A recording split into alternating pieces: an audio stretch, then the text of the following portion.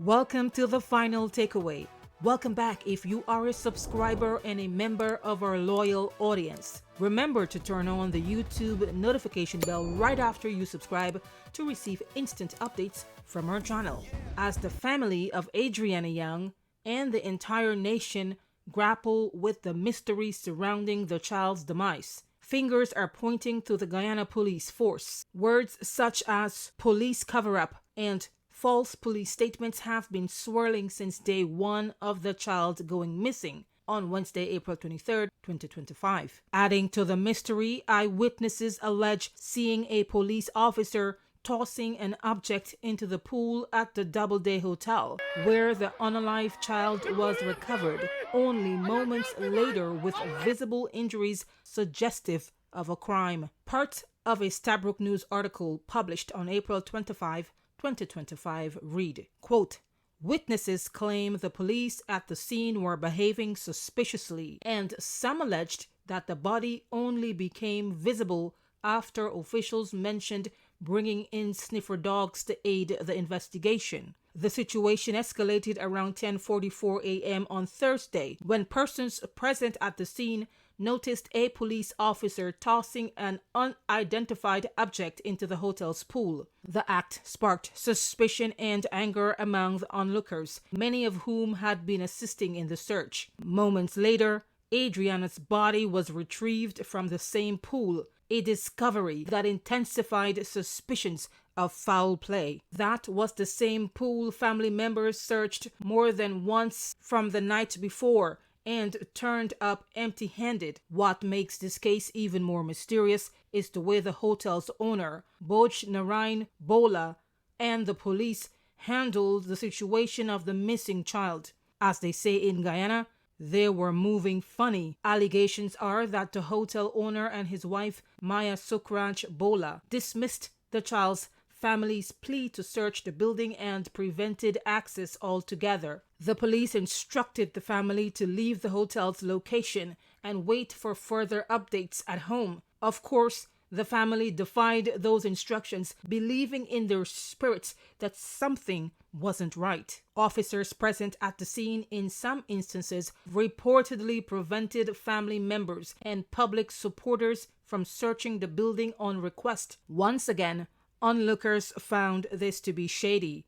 As time progressed, suspicions grew that the police might be at the center of a cover-up. The child's father, Sir Brian Young, insisted that the police could have and should have immediately placed the hotel on lockdown and carried out a thorough search.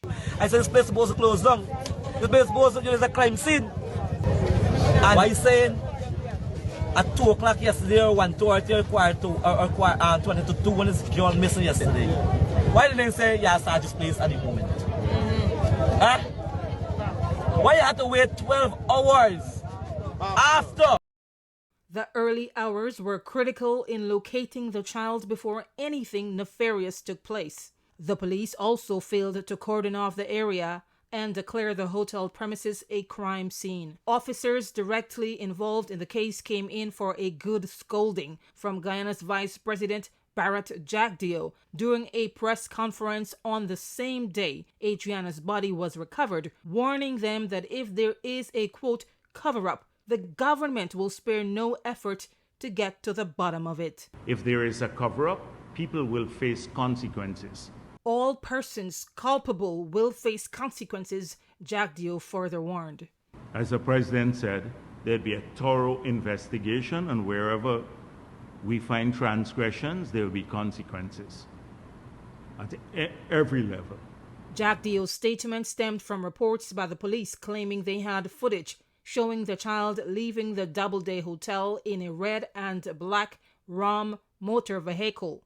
They also implicated someone named Orlando and allegedly arrested and detained the wrong person in their quest to appear as if they were actively trying to solve the case. The police later recanted their initial story while admitting they provided false information to the child's parents and the general public on Adrianna's true whereabouts. They also failed to identify whether the statement was false in whole or in part. The statement offered no apology to the family and the public. On top of that, no CCTV camera recordings have been produced, leaving more questions than answers as to what exactly transpired during Adrianna's visit to the hotel's premises on what was supposed to be a day of fun and frolic with her siblings. Did the police have footage that could implicate one or more individuals they are obligated to protect? If so, where is the footage? Has it been destroyed? Or was there never any CCTV footage to begin with? Will the investigation discover the truth of what really happened?